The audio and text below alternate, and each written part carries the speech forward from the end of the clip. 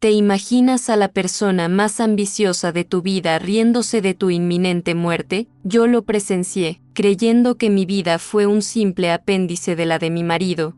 Mi hijo me despreció sin saber que detrás de una fachada de fragilidad se escondía la mente maestra de toda una fortuna. Estuve allí y vi cómo la avaricia de mi hijo se convirtió en la prueba de un resentimiento que yo ya venía guardando por mucho tiempo. Y esa es una verdad que la gente rica no te cuenta. Imagina ser una anciana, solitaria con una enfermedad incurable. Así me describí a mí misma cuando sexta la verdadera cara de mi hijo. Creí que me estaba despidiendo, pero en realidad estaba preparando mi venganza. Hoy te voy a mostrar cómo la herencia de mi marido se convirtió en la trampa perfecta para desenmascarar a mi hijo, un hombre que no sabía que su madre, la mujer que siempre menospreció, era la verdadera dueña de todo. Cada segundo de esta historia es vital. Si dejas que el desprecio de tus seres queridos te gane, corres el riesgo de perder tu dignidad para siempre. Quédate conmigo hasta el final y descubre el secreto que mi marido me confió y que me llevó a enfrentarme a mi hijo de la forma más dolorosa posible. No vas a creer lo que hice cuando me di cuenta de que tenía el poder de desmantelar un imperio entero, solo para darle una lección a mi hijo. Me llamo Rosa Montero y tengo 82 años. Vivo sola en una mansión antigua, de esas con techos altos, muebles de madera oscura y un jardín que parece detenido en el tiempo. Está en las afueras de Madrid, donde todavía se escuchan los pájaros al amanecer y el olor a pan recién hecho llega desde la panadería del pueblo. La gente que me ve por la calle me describe como una anciana frágil, siempre con un abrigo de lana gris y un bolso pequeño colgando del brazo, y no me importa que lo crean, porque esa imagen me ha servido durante años. La verdad es que nunca fui tan débil como aparento. Durante décadas viví a la sombra de mi marido, Enrique. Él se hizo rico con negocios que jamás soportarían demasiada luz. Era un hombre imponente, con voz grave y manos grandes, capaz de cerrar un trato con una sonrisa y, al mismo tiempo, arruinar a un competidor sin pestañear. Todos pensaban que yo era solo la señora Montero, la esposa callada que servía café en las reuniones, pero lo cierto es que, mientras él hablaba, yo era la que decidía a quién se compraba, a quién se sobornaba y qué puerta se abría o se cerraba. Enrique era la cara, yo, la mente. Cuando murió, hace ya 8 años, todo el mundo asumió que el imperio familiar quedaría en manos de nuestro hijo, Javier. Él tenía entonces 42 años, y ya mostraba esa arrogancia heredada, pero sin la inteligencia para sostenerla. Nunca quiso aprender realmente cómo funcionaba la empresa, solo esperaba el día en que la herencia cayera en sus manos como una fruta madura. Lo que nadie sabía, ni siquiera él, era que Enrique, en un arranque de lucidez, me había dejado a mí el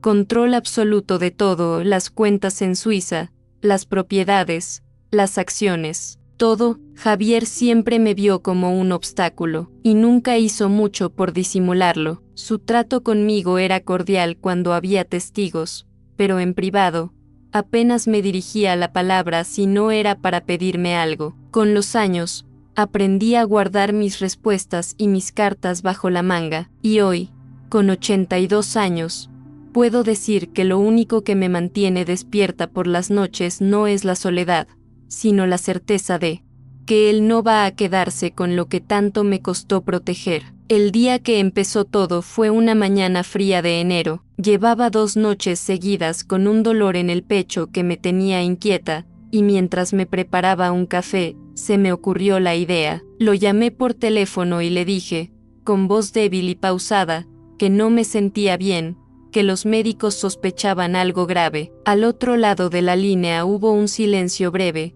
como si estuviera procesando la noticia, y luego escuché una carcajada seca. Por fin, mamá, dijo, casi sin respirar entre risas. El viejo se fue y ahora te vas tú. Ya era hora. Ahora la herencia es mía. Adiós, mamá. Y colgó, así, sin más, ni una pregunta, ni un gesto de preocupación. La frialdad de esas palabras me golpeó en el estómago como un puñetazo, y aunque la rabia me subió de golpe, algo en mí se mantuvo frío, calculador. Ese adiós no era solo una palabra, era su manera de borrarme de su vida antes incluso de que yo muriera. Me quedé sentada en la cocina, mirando la taza de café que ya se había enfriado, y pensé en todas las veces que, de niño, lo había defendido frente a Enrique, en las veces que le había dado dinero a escondidas para que pudiera pagar sus caprichos. Todo eso,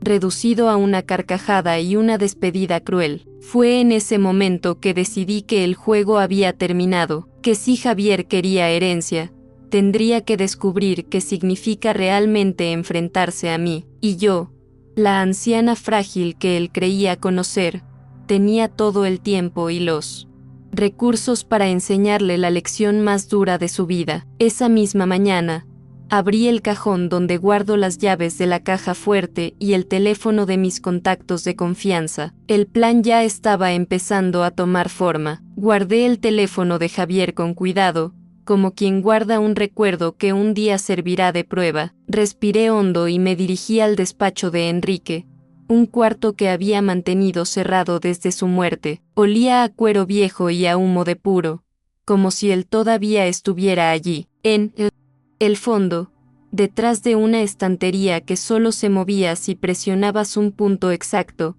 estaba la caja fuerte. Giré la combinación de memoria, con las manos firmes, y ahí estaba, documentos, libretas con anotaciones, copias de transferencias, todo lo que había sostenido el imperio durante décadas. Saqué una carpeta roja, era la más importante, contenía los registros de las cuentas en el extranjero, propiedades ocultas y, sobre todo, una lista de nombres, hombres y mujeres que habían hecho negocios con Enrique y que jamás querrían que esa información saliera a la luz. Eran mis cartas ganadoras, las que podían abrir cualquier puerta o cerrar cualquier boca, y, por supuesto, también podían arruinar a Javier si las usaba en su contra. Me senté frente al escritorio, encendí la lámpara de pantalla verde y abrí un cuaderno. Empecé a escribir, línea por línea, lo que iba a hacer. No era un plan improvisado, era una estrategia que llevaba años construyendo en mi cabeza,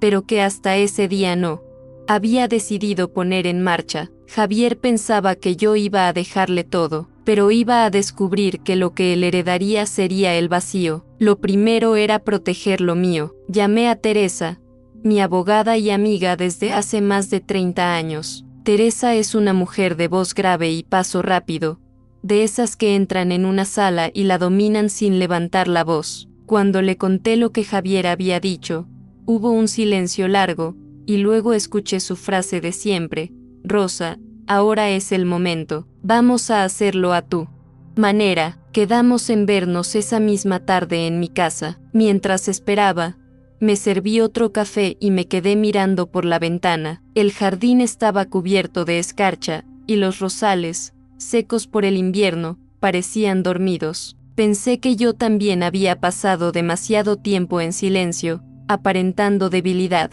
pero al igual que esos rosales, lo mío no era muerte, sino espera. A media tarde, el sonido del timbre rompió mis pensamientos. Teresa entró envuelta en un abrigo negro y con una carpeta bajo el brazo. Nos sentamos en la mesa del comedor, y ella empezó a sacar papeles, un nuevo testamento, la transferencia de propiedades a un fideicomiso, cambios en la titularidad de cuentas. Todo quedaría atado de manera que Javier no pudiera tocar nada, ni ahora ni nunca. Mientras firmaba, recordé la cara de Enrique el día que me confesó que había cambiado el testamento a mi favor. Fue en su despacho, con la voz baja, casi como si temiera que alguien lo escuchara. Tú siempre fuiste más lista que yo, Rosa, cuida de lo nuestro. En ese momento no entendí del todo el peso de sus palabras, pero ahora tenían un sentido absoluto. Cuando terminamos,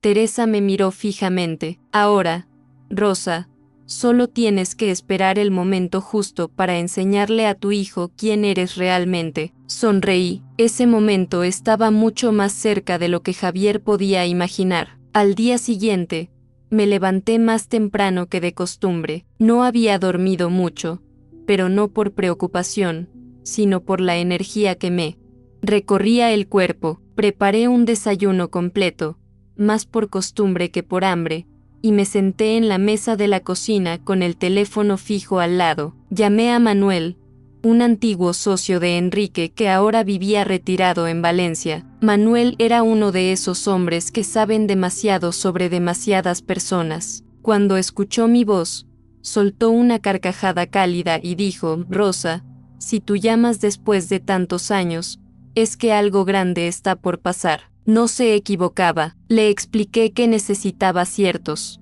documentos que él guardaba, registros de transacciones donde Javier había metido mano sin mi permiso. No pareció sorprendido. De hecho, me confesó que llevaba tiempo esperando esta llamada. Pasé el resto de la mañana revisando viejas carpetas y cajas de archivo. Cada hoja que encontraba era como una pieza más de un rompecabezas que solo yo podía armar. Entre facturas, contratos y cartas mecanografiadas, hallé un sobre amarillo con fotografías. En ellas, Javier aparecía en cenas privadas con personas que Enrique nunca habría aprobado, personas con reputaciones tan sucias que cualquier asociación pública con ellas podría arruinarlo en cuestión de horas. Guardé esas fotos como quien guarda un as en la manga. No era una cuestión de chantaje, todavía, era simplemente tener todas las herramientas listas para cuando llegara la hora de actuar. Por la tarde, recibí una llamada inesperada de Javier. Su tono era frío, pero trataba de sonar preocupado. Me dijo que quería pasar a verme para hablar del futuro de la familia. No tuve que pensarlo dos veces. Esa era la señal de que algo se estaba moviendo en su cabeza. Le dije que viniera al día siguiente, que no me encontraba muy bien y necesitaba descansar. En realidad, lo que necesitaba era preparar el escenario. Y cuando digo escenario, hablo de cada detalle, desde los documentos que dejaría estratégicamente a la vista hasta la forma en que me sentaría para recibirlo. Esa noche, mientras revisaba una vez más la carpeta roja, sentí algo que no había sentido en años: emoción, no por venganza en sí, sino por la certeza de que estaba recuperando el control absoluto de mi vida. Javier pensaba que el poder estaba en sus manos por el simple hecho de ser el heredero natural, pero la verdad es que el poder siempre estuvo en el que sabía esperar, y yo había esperado más de medio siglo para este momento. Al amanecer, la mansión estaba en silencio. Pedí a Teresa que llegara temprano y se quedara en la sala contigua durante mi reunión con Javier, no para intervenir, sino para ser testigo. Preparamos la mesa del despacho con café, pastas y varios documentos abiertos, algunos reales y otros cuidadosamente seleccionados para provocar su curiosidad. La luz entraba por la ventana grande, iluminando justo el lugar donde yo pensaba sentarme. Quería que me viera como la mujer que él nunca había sabido leer. Cuando Javier llegó, lo reconocí por el sonido de su coche deportivo y la forma arrogante en que cerró la puerta. Entró, sin saludar, mirando a su alrededor como si ya estuviera inspeccionando su propiedad. Vestía un traje caro, pero mal ajustado, y un reloj de oro que seguramente no había pagado con dinero limpio. Se dejó caer en la silla frente a mí y sonrió como quien tiene la victoria asegurada. Mamá, tenemos que hablar de lo que viene. No puedes manejar todo esto sola, empezó, como si no hubiera pasado nada entre nosotros el día anterior. Lo escuché en silencio durante unos minutos. Hablaba de reorganizar la empresa, de optimizar las propiedades, de actualizar el testamento. Cada palabra era un intento disfrazado de arrebatarme el control. Cuando terminó, me incliné hacia adelante y, con una calma que lo descolocó, le dije: Javier, hay muchas cosas que no sabes, y antes de seguir, es mejor que las escuches de mi boca. Vi como su sonrisa se apagaba un poco, como si, por primera vez, sospechara que algo no estaba saliendo como esperaba. Abrí la carpeta roja con lentitud, dejando que el silencio llenara la sala. Deslicé hacia él una de las fotos comprometedoras y, sin decir nada, lo observé. Su rostro cambió de color en segundos. La confianza se transformó en incomodidad.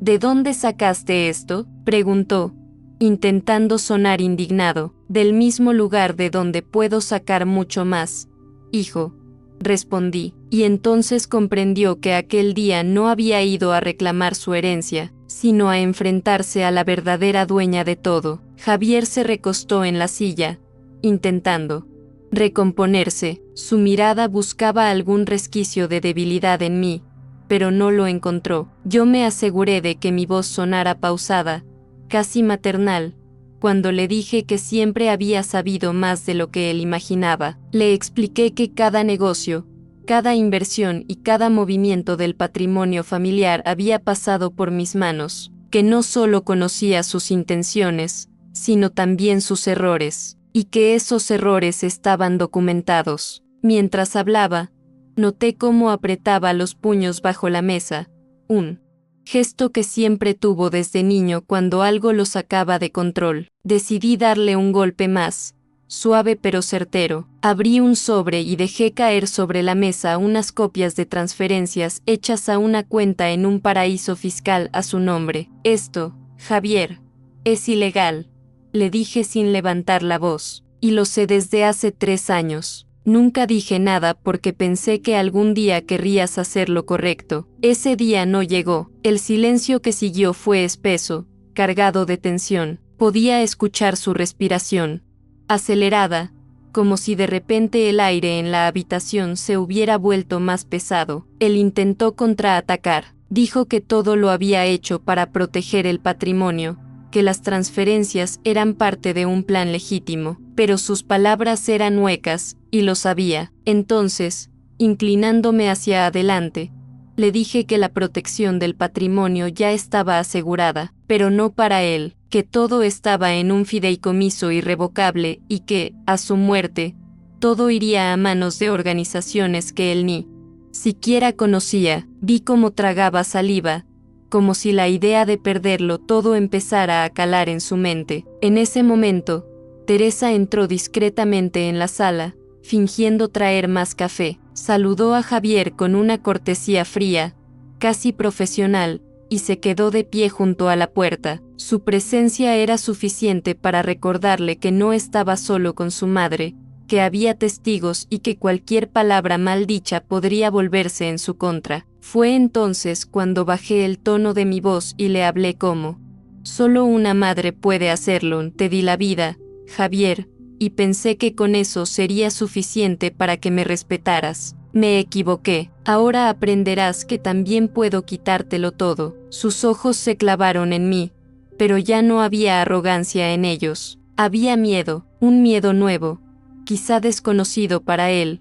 porque no provenía de amenazas físicas ni de violencia, sino de algo mucho más poderoso, la certeza de que yo tenía el control absoluto y que nada de lo que hiciera podía revertirlo. Intentó recuperar algo de dignidad preguntando qué quería de él. Sonreí apenas y le respondí: quiero que entiendas que el dinero no compra respeto, y que el respeto que no supiste darme, no podrás exigírmelo nunca más. Javier se levantó abruptamente, como si quisiera huir de la conversación, pero antes de que llegara a la puerta, le dije su nombre. Se detuvo, y sin que él lo viera, yo ya tenía en la mano un sobre cerrado. Esto es una copia de todo lo que tengo. Si alguna vez intentas tocar lo que no es tuyo, esto verá la luz. Y créeme, hijo, cuando digo que no tendrás dónde esconderte. Lo dejó sobre la mesa, sin atreverse a mirarlo,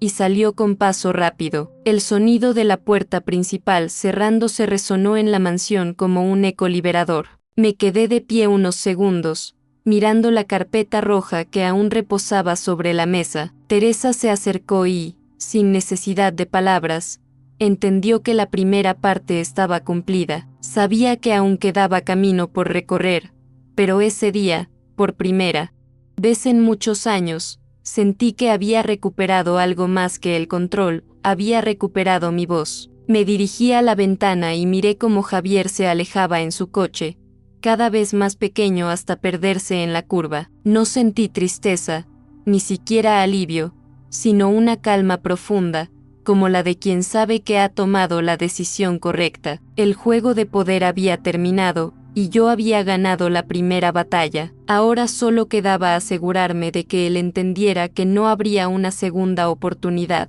Esa misma tarde, después de que Javier se marchara, me senté nuevamente en el despacho con Teresa. La luz ya era tenue y el silencio en la casa parecía más profundo, como si incluso las paredes estuvieran atentas a lo que planeábamos. Revisamos, uno por uno, los documentos del fideicomiso y los testamentos actualizados. No dejamos ningún cabo suelto, cada propiedad, cada cuenta, cada acción estaba blindada contra cualquier intento de reclamación. Teresa me aseguró que, legalmente, Javier no podría tocar nada ni aunque intentara impugnarlo en los tribunales. Después, llamé a Manuel para agradecerle la información que me había facilitado por la mañana. Le pedí un favor más: contactar a ciertos viejos conocidos en el mundo empresarial y filtrar, con cuidado, que Javier no tenía acceso a los bienes familiares. Manuel se rió con esa risa suya,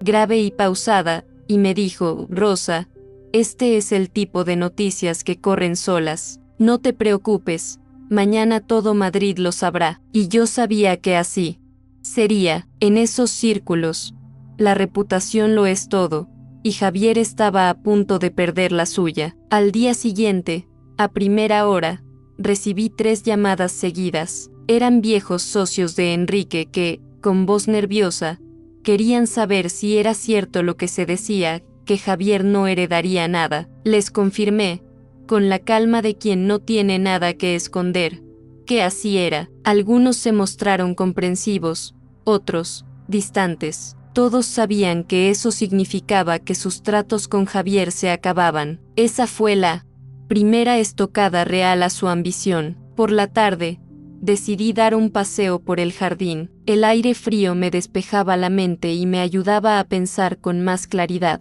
Miré los rosales secos y recordé una frase que me dijo Enrique una vez: las plantas más fuertes son las que sobreviven al invierno más duro. En ese momento, entendí que yo estaba justo en ese invierno, pero también que estaba preparada para florecer en cuanto llegara la primavera. Esa noche, mientras tomaba té en la cocina, recibí un mensaje de un número que no reconocí. Era breve y directo.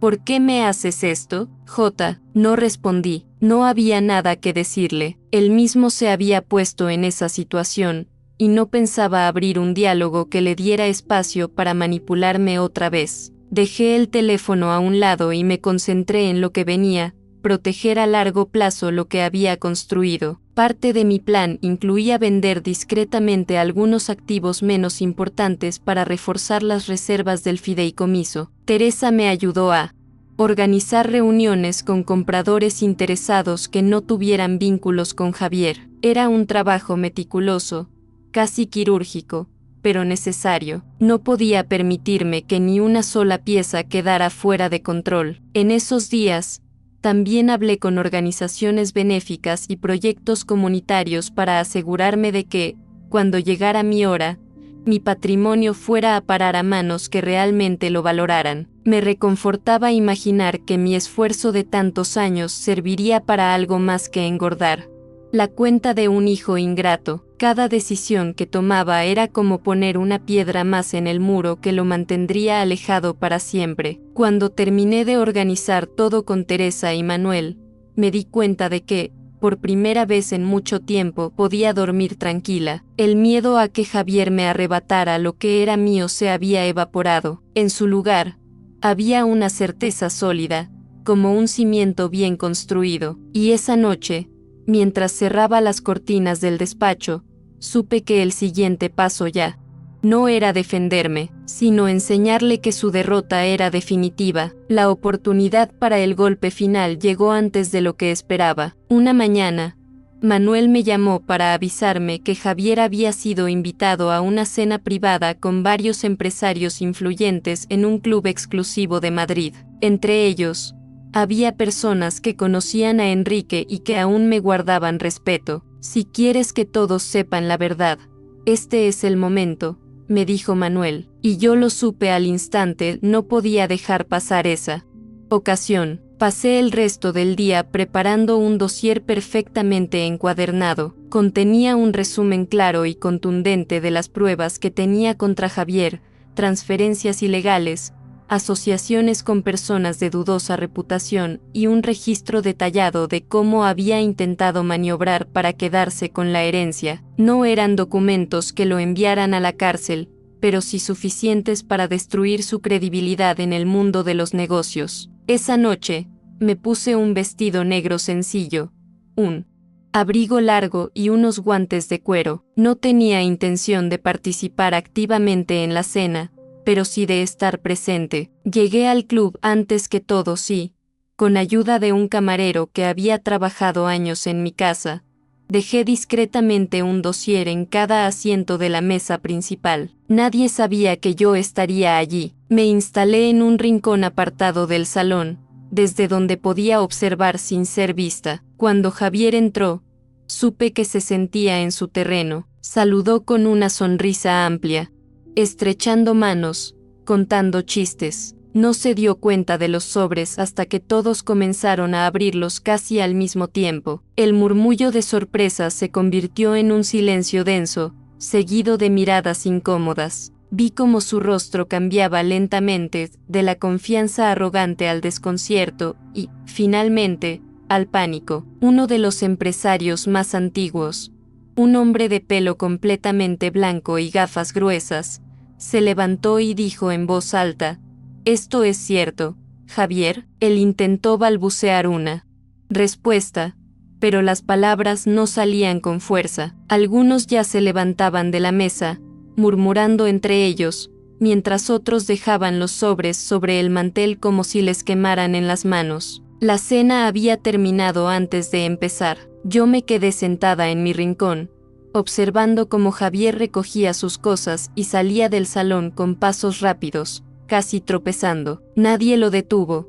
Nadie le ofreció una salida digna. Sabía que, en ese mundo, una vez que la confianza se rompía, no había vuelta atrás, y esa noche, la suya se había hecho añicos. Cuando el salón se vació, me acerqué a Manuel, que me esperaba junto a la barra. «Está hecho», me dijo, brindando con su copa. Asentí y le agradecí en silencio. No sentí euforia ni venganza descontrolada, solo una calma profunda. Era como cerrar la última página de un libro que llevaba años pesando en mis manos. De regreso a casa, mientras el coche avanzaba por las calles silenciosas de Madrid, miré mi reflejo en la ventanilla. No vi a la viuda frágil que todos imaginaban, sino a una mujer que había recuperado cada centímetro de su dignidad. Javier podía seguir viviendo, pero nunca más podría tocar lo que yo había protegido, y eso,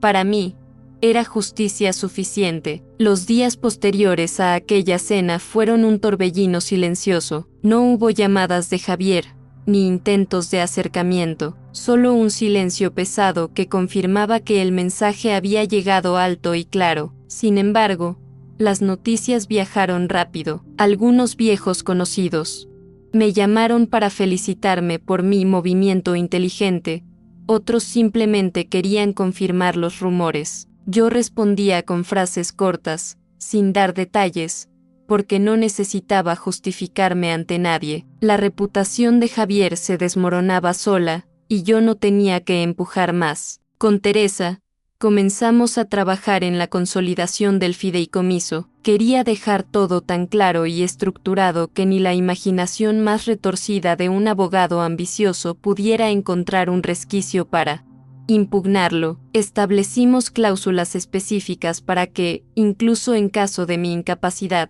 las decisiones recayeran en un comité de confianza, compuesto por personas que habían demostrado lealtad a lo largo de los años. Así, aseguraba que el patrimonio no quedara en manos equivocadas jamás. También tomé decisiones que llevaba años postergando. Vendí la mansión en la playa que Enrique había comprado como símbolo de estatus y que nunca usamos más de 2 veces al año. El dinero de esa venta lo destiné directamente a financiar becas para jóvenes sin recursos en Madrid. La sensación de desprenderme de un bien que para mí solo era una carga fue liberadora, como soltar un peso que llevaba demasiado tiempo sobre los hombros. Empecé a recibir cartas y mensajes de agradecimiento de personas que no conocía, familias que habían recibido ayuda gracias a las fundaciones que ahora respaldaba con mi fortuna. Leí cada palabra con atención, porque me recordaban que mi vida podía tener un impacto más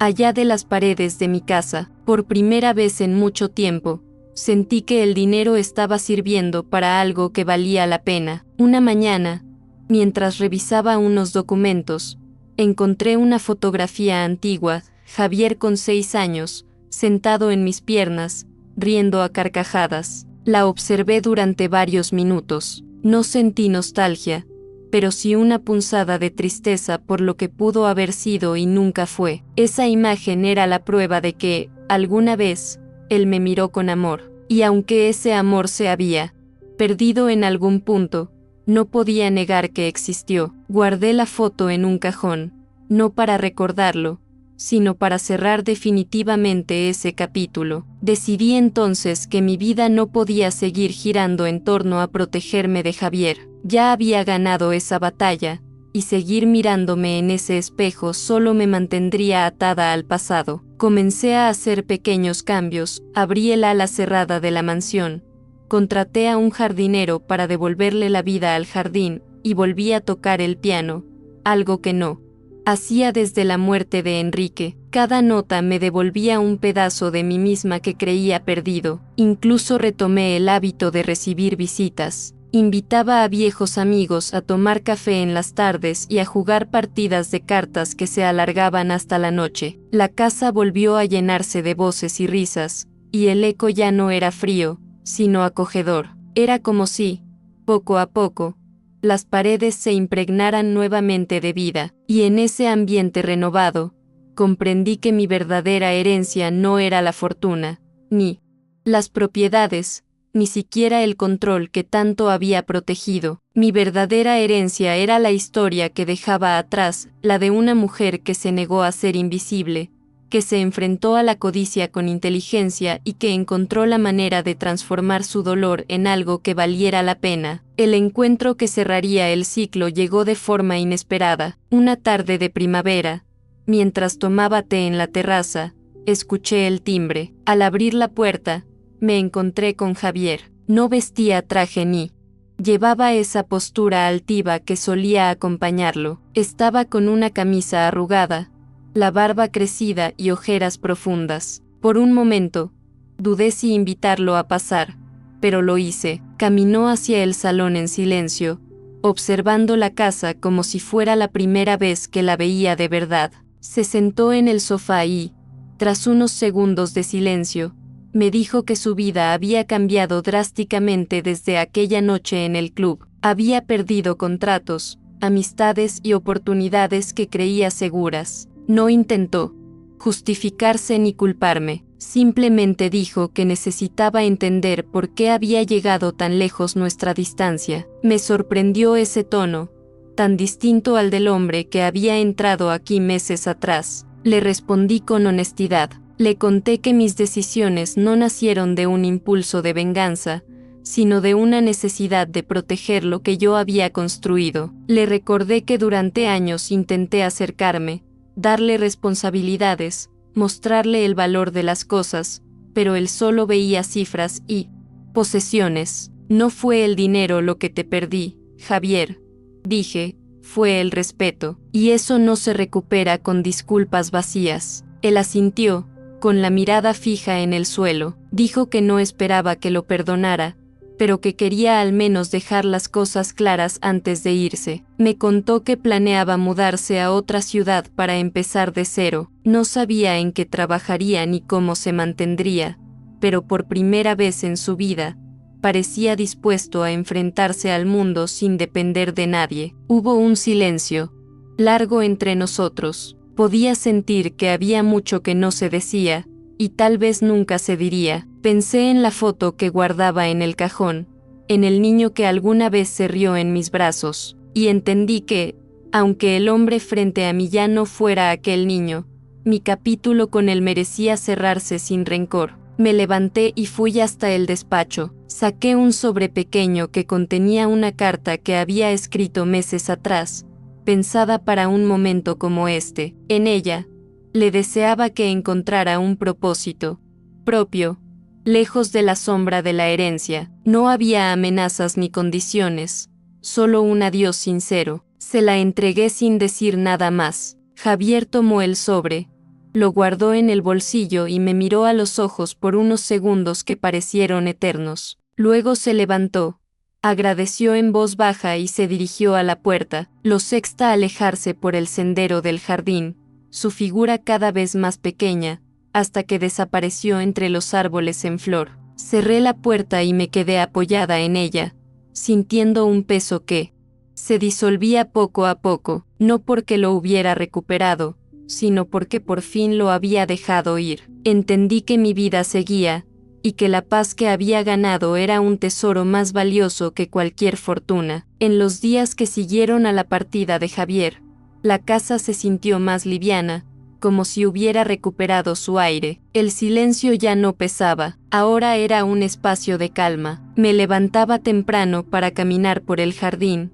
que empezaba a florecer con la llegada del buen tiempo. El aroma de las rosas recién abiertas me recordaba que había sobrevivido a mi propio invierno, y que la vida todavía podía ofrecerme instantes hermosos. Decidí dedicar más tiempo a los proyectos benéficos que había iniciado. Visité personalmente una de las becas que financiaba en una escuela del centro de Madrid. Los niños me recibieron con dibujos y sonrisas, y me hicieron un recorrido por las aulas. Escuchar sus historias me llenó de una energía que no sentía desde hacía décadas. Allí, entre risas infantiles y paredes pintadas con colores vivos, comprendí que mi verdadera victoria no estaba en derrotar a Javier, sino en construir algo que perdurara más allá de mí. De vuelta en casa, comencé a escribir un diario, no para que lo leyera nadie, sino para dejar constancia de mis pensamientos y decisiones. Quería que,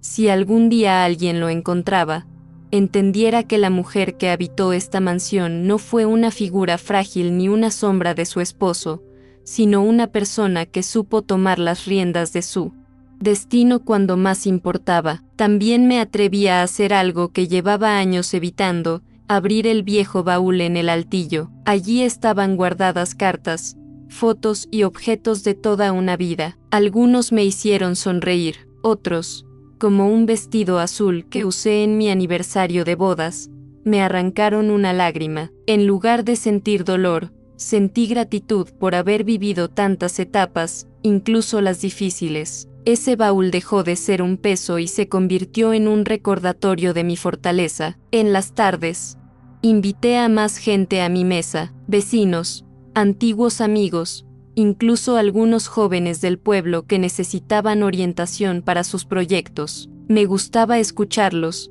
ofrecerles un consejo o simplemente compartir una comida. La mansión dejó de ser un lugar cerrado y volvió a ser un hogar abierto, lleno de movimiento y conversaciones. Una noche, mientras observaba las luces de Madrid a lo lejos desde la terraza, pensé en Enrique. Imaginé lo que diría si pudiera verme ahora. Probablemente sonreiría, orgulloso, sabiendo que no solo había cumplido su encargo de cuidar de lo nuestro, sino que había ido más allá, transformando ese nuestro en algo mucho más grande y generoso. El piano volvió a ocupar un lugar central en mis días. Me descubrí tocando melodías antiguas y también improvisando nuevas. La música llenaba las habitaciones y se mezclaba con el canto de los pájaros al amanecer. Era como si cada nota reafirmara que seguía viva, que aún tenía algo que ofrecer. Y así, sin darme cuenta, Mi rutina se convirtió en algo que me llenaba de propósito. Ya no esperaba el momento de enfrentarme a nada ni a nadie. Ahora esperaba el amanecer para ver qué podía hacer con un nuevo día. Esa fue mi verdadera herencia, la libertad de decidir, sin miedo y con plena conciencia de quién era. El último acto simbólico comenzó a gestarse una mañana de domingo. Mientras desayunaba junto a la ventana abierta, el canto de los gorriones se mezclaba con el aroma del café, y pensé que había llegado el momento de decidir qué pasaría con la mansión cuando yo ya no estuviera. No quería que se convirtiera en una propiedad vacía, disputada por manos ambiciosas. Quería que siguiera viva, igual que lo estaba ahora. Llamé a Teresa y le propuse donar la casa a una fundación cultural que trabajaba en la preservación de edificios históricos y en la promoción de actividades comunitarias. Imaginé las habitaciones llenas de talleres, conciertos, exposiciones y el jardín como un espacio abierto para todos.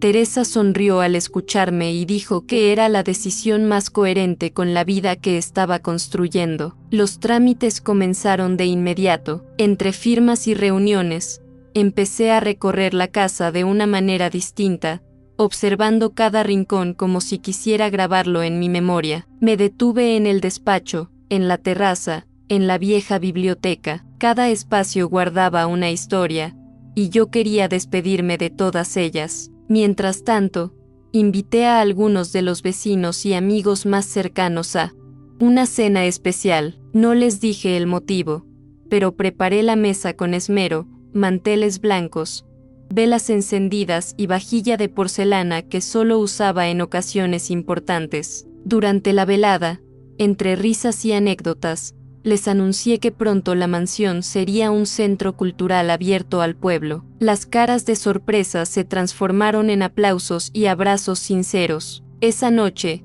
al quedarme sola, sentí una paz inmensa. Había cerrado el círculo, lo que antes fue un símbolo de poder privado se convertiría en un espacio de valor colectivo. Era como si, al entregar las llaves, estuviera liberando a la casa de la carga de los secretos que había guardado por tanto tiempo. Unos días después, firmamos el acuerdo final. El presidente de la fundación me entregó una placa con mi nombre, que colocaron en la entrada principal. No buscaba reconocimiento, pero ver mi nombre allí, grabado en bronce, me recordó que había elegido mi propio final para esta historia. El día que entregué oficialmente las llaves, caminé por el jardín una última vez. Los rosales, ya en plena flor, parecían inclinarse con la brisa, como si se despidieran. Pasé la mano por sus pétalos y pensé que, igual que ellos, yo también había sobrevivido a mi invierno y ahora podía dejarme llevar por el viento. Al salir,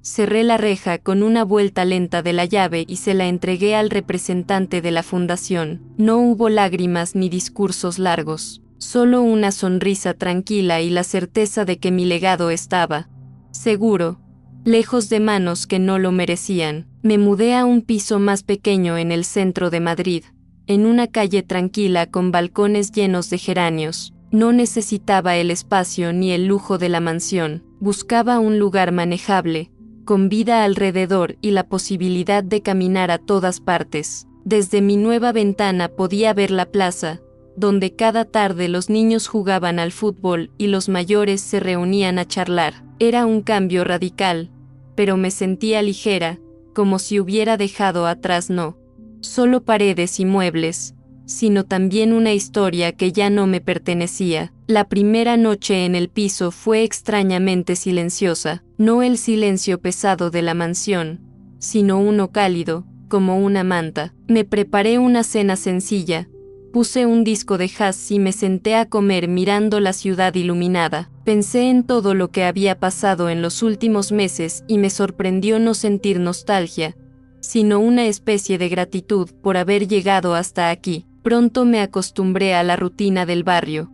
Compraba el pan en la misma tienda cada mañana, saludaba al frutero de la esquina y tomaba café en una pequeña terraza donde ya sabían mi pedido sin que lo dijera. Me gustaba esa sensación de anonimato y cercanía al mismo tiempo, nadie me trataba como la señora Montero, sino simplemente como Rosa. Comencé a colaborar de forma más activa con la fundación a la que había donado la mansión. Iba a las reuniones, participaba en la organización de eventos y daba charlas a jóvenes sobre gestión financiera y liderazgo ético. Me di cuenta de que, sin buscarlo, estaba dejando una huella mucho más importante que cualquier herencia monetaria. Un día, al salir de una reunión, me crucé con una joven que se me acercó con timidez. Me dijo que gracias a una beca financiada por la fundación había podido estudiar y que ahora estaba a punto de graduarse en Derecho. Sus ojos brillaban de orgullo y agradecimiento. En ese momento, entendí que mis decisiones ya estaban dando frutos concretos, y que esos frutos no dependían de mi apellido, sino de mi voluntad. En mi nuevo hogar, recuperé pasatiempos que había abandonado hacía años. Volví a pintar, llenando las paredes con cuadros de paisajes y flores. Algunas tardes me perdía en el mercado de antigüedades, buscando pequeños objetos que me inspiraran. Ya no acumulaba cosas por su valor, sino por las historias que podían contarme. También me permití viajar. Fui a Lisboa, a Florencia y a pequeños pueblos de Castilla-La Mancha donde nunca había estado. Cada lugar me dejaba una enseñanza distinta: la paciencia de quien vive del mar, la pasión de quien crea arte, la calma de quien vive sin prisa. Viajaba sola, pero nunca me sentía sola. Llevaba conmigo la compañía de mi propia paz. Y así, día a día, fui comprendiendo que mi vida no se había reducido tras cerrar las puertas de la mansión. Al contrario, se había expandido. Lo que antes era un terreno delimitado por muros altos ahora era un horizonte abierto, y yo, con 82 años, caminaba hacia él con la misma determinación con la que un día decidí enfrentar a mi propio hijo. Con el paso de los meses, comencé a notar que mi vida se había vuelto más simple, pero también más plena. Ya no me preocupaban las disputas legales, ni las cuentas ocultas, ni las estrategias para proteger mis bienes. Ahora mis días estaban llenos de decisiones pequeñas pero significativas: qué libro leer, qué calle recorrer, qué persona invitar a tomar un café. La libertad no era un concepto abstracto, era algo que se sentía en cada respiración. A menudo, recibía cartas y llamadas de la fundación contándome los avances de los proyectos. Las salas de la antigua mansión ya albergaban exposiciones de arte,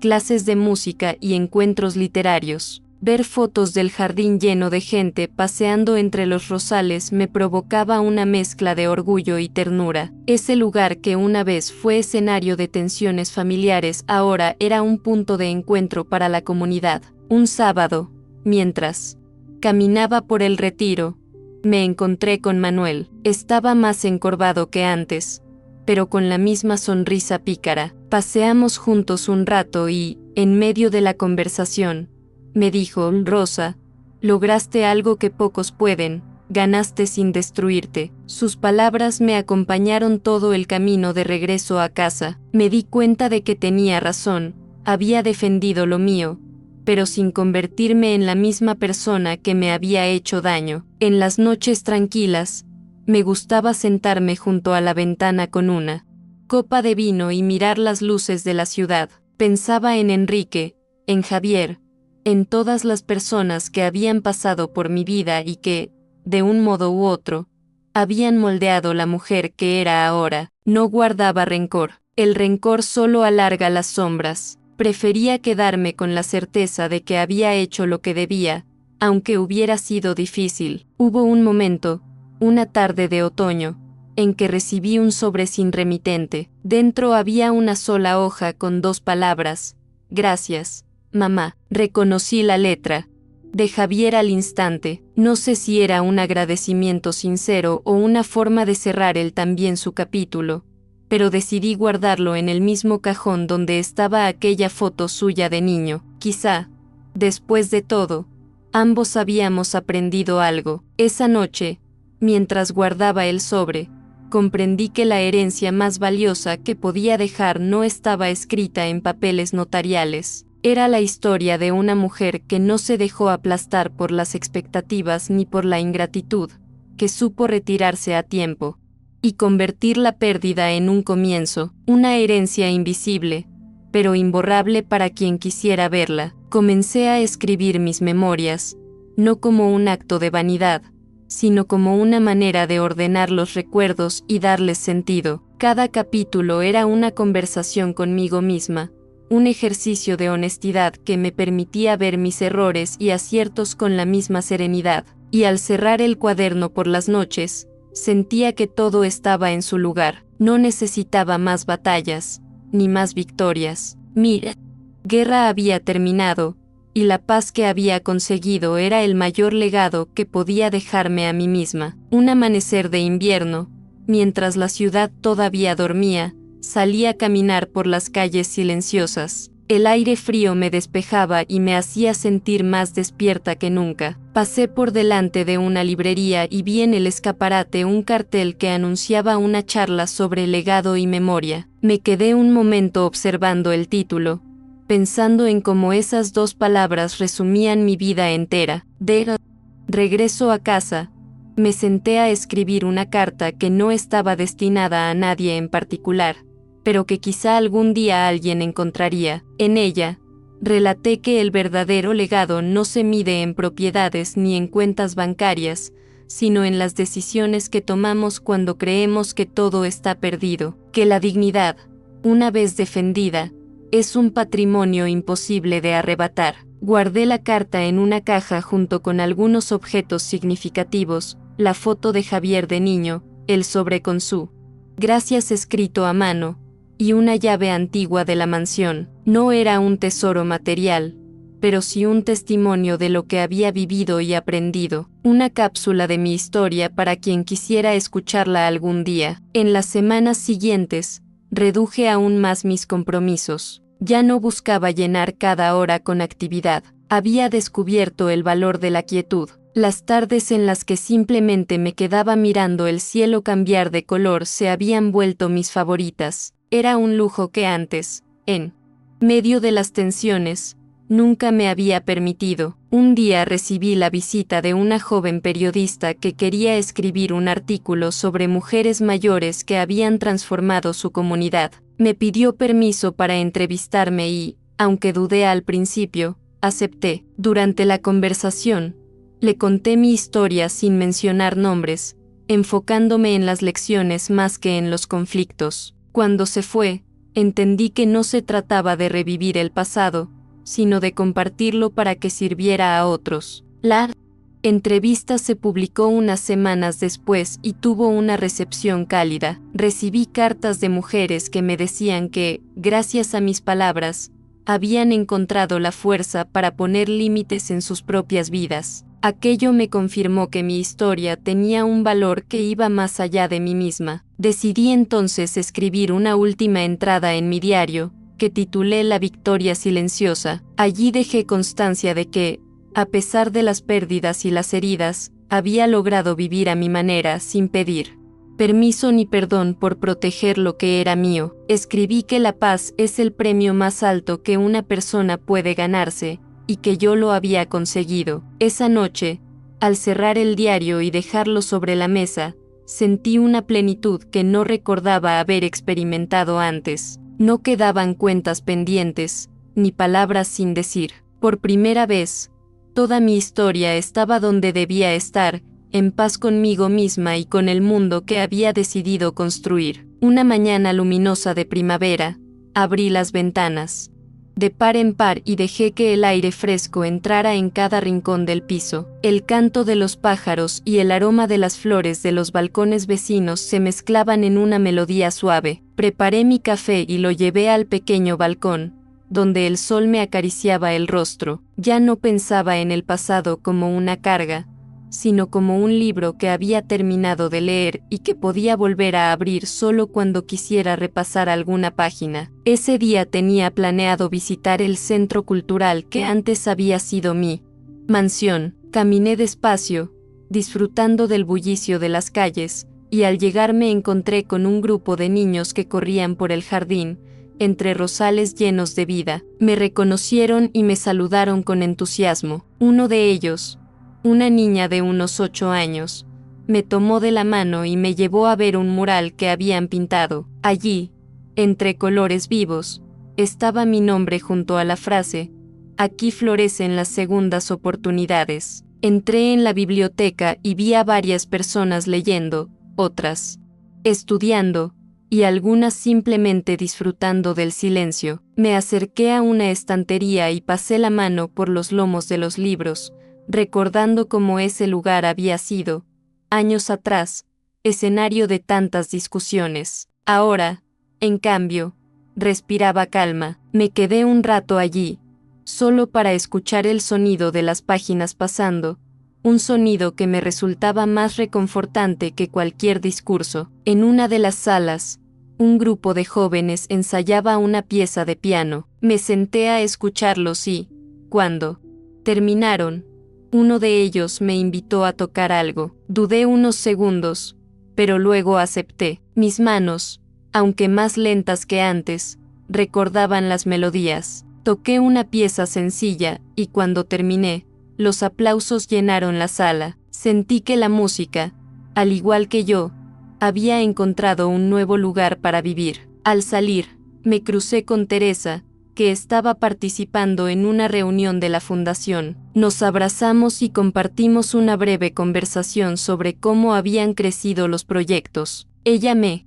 dijo: "Rosa, esto ya es más grande que tú y que yo, y eso es lo mejor que podría pasarnos". Sus palabras me acompañaron mientras caminaba de vuelta a casa. De regreso, me detuve en la plaza del barrio para tomar un café. Observé a la gente pasar, madres con cochecitos, ancianos jugando a las cartas, jóvenes hablando de sus planes. Me di cuenta de que la vida sigue su curso con o sin nuestras batallas, y que lo importante es haber hecho lo necesario para dejar un rastro que valga la pena. Esa tarde, al llegar a casa, abrí mi diario y escribí: "Hoy confirmé que no hay victoria más grande que ver florecer lo que un día sembraste con esfuerzo y paciencia". Cerré el cuaderno y lo guardé en su lugar, como quien guarda un tesoro que ya no necesita mostrar para saber que existe. Me preparé una cena sencilla y me senté junto a la ventana mientras el sol caía. Las luces de la ciudad se encendían una a una, y sentí que todo estaba en equilibrio. No había prisas ni pendientes, solo el momento presente, y en ese instante, entendí que esa era mi recompensa, la paz de vivir exactamente como quería. Al amanecer del día siguiente, desperté antes de que sonara el reloj. La luz suave entraba por la ventana, tiñendo la habitación de un tono dorado. Me quedé unos minutos en la cama, escuchando el murmullo distante de la ciudad que comenzaba a desperezarse. No había nada urgente que hacer, y eso, para mí, era un lujo inmenso. La tranquilidad ya no era un privilegio ocasional, sino mi estado natural. Después del desayuno, decidí dar un paseo sin rumbo fijo. Caminé por calles estrechas, saludando a comerciantes que ya me conocían por nombre. Me detuve en una pequeña floristería y compré un ramo de lirios blancos, flores que siempre me recordaban la serenidad. No era para nadie en particular. Las pondría en casa, como un recordatorio de que merecía rodearme de belleza. De regreso, pasé por la plaza y vi a un grupo de niños practicando una obra de teatro al aire libre. Me senté a observarlos, recordando que, en algún momento de mi vida, había olvidado la importancia de disfrutar de escenas tan simples. No necesitaba grandes logros para sentirme satisfecha, bastaba con reconocer que estaba donde quería estar. Al llegar a casa, coloqué los lirios en un jarrón junto a la ventana y me senté con una taza de té. Abrí el diario para escribir, pero esta vez no quise hacerlo. Sentí que ya no había nada más que agregar. Las páginas que había llenado eran suficientes para contar mi historia, y yo ya no necesitaba revisarla para validarla. Esa tarde, mientras el sol se escondía detrás de los edificios, me encontré pensando en las personas que podrían leer estas palabras algún día. No me importaba que me recordaran como una mujer fuerte o inteligente. Lo único que quería era que entendieran que la fuerza no nace de no tener miedo, sino de actuar a pesar de él. Miré por última vez el sobre con el gracias de Javier y la foto suya de niño. Sonreí, no por nostalgia, sino por aceptación. Lo coloqué todo de nuevo en la caja, cerré la tapa y la guardé en lo alto de un armario. Era mi forma de decirme a mí misma que algunas cosas no necesitan estar siempre a la vista para seguir formando parte de nosotros. Encendí una vela, apagué las luces y me dejé envolver por el silencio amable de mi hogar. Pensé en lo mucho que había cambiado mi vida desde aquel día en que Javier me llamó para anunciar su desprecio. Sin saberlo,